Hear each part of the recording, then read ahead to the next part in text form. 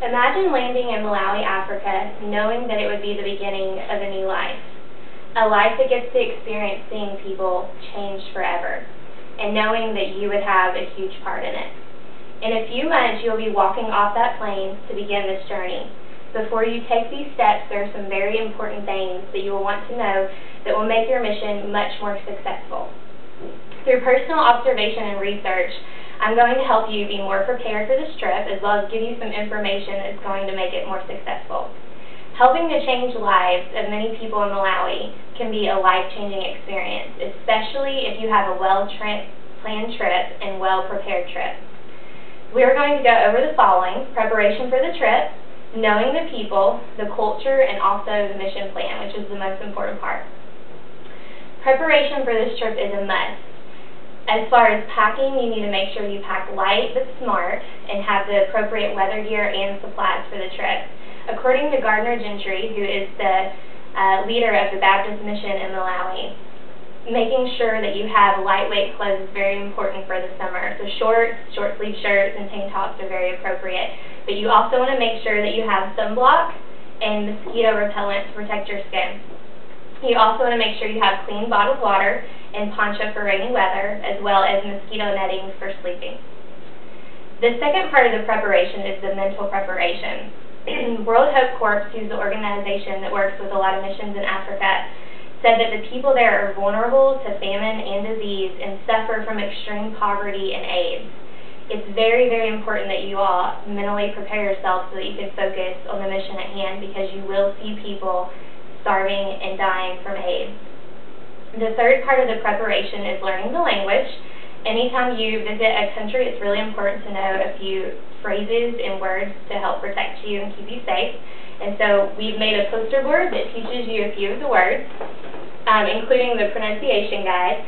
A is supposed to be pronounced as the A in father, E is the E in bed, I is the I in hit, O is the O in go, and U is the U in put.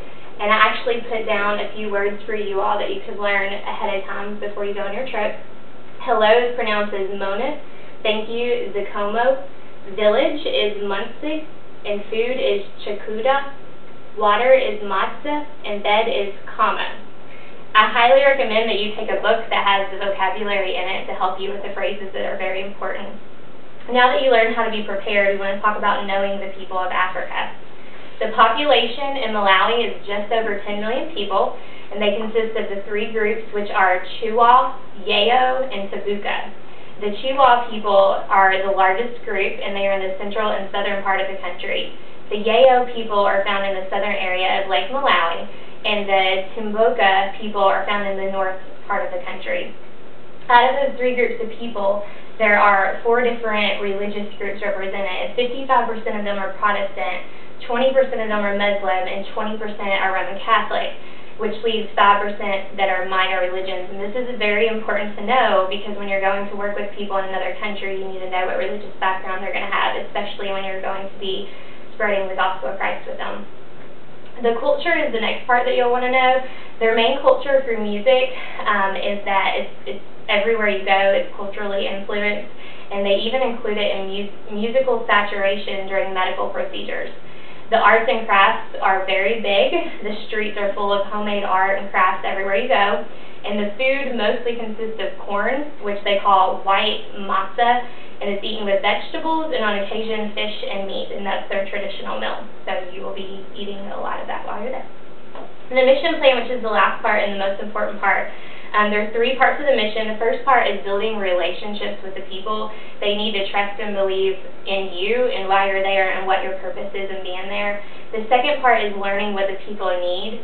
It's real important that you all communicate to find out what the priority needs are with the people. And the third part is making the plan to fund and support the Malawi needs, which would be teaming up with other churches and organizations to help support the mission. To conclude, there are a few things that you're going to want to remember about the trip. First of all, the main goal of the mission is to build a relationship with the people and find out what their needs are. Since this is an initial mission trip, you're not going to have something set in stone to do. You're going to be finding out what those needs are. And secondly, you want to also remember that you're not going to be seeing the results on this trip. So you don't want to get discouraged because you won't see those, because this is the first part of it and you're setting all of that up. And the third thing is that you want to remember the whole purpose in being here, which is through the work that you're going to do with the people, it's all about showing them love through your work, so that they can see the gospel of Christ, and hopefully some come to know Christ through that. So with that said, I want to wish you all luck on your trip. We'll definitely be praying for you and know that God will do a huge work in what you do. Thank you.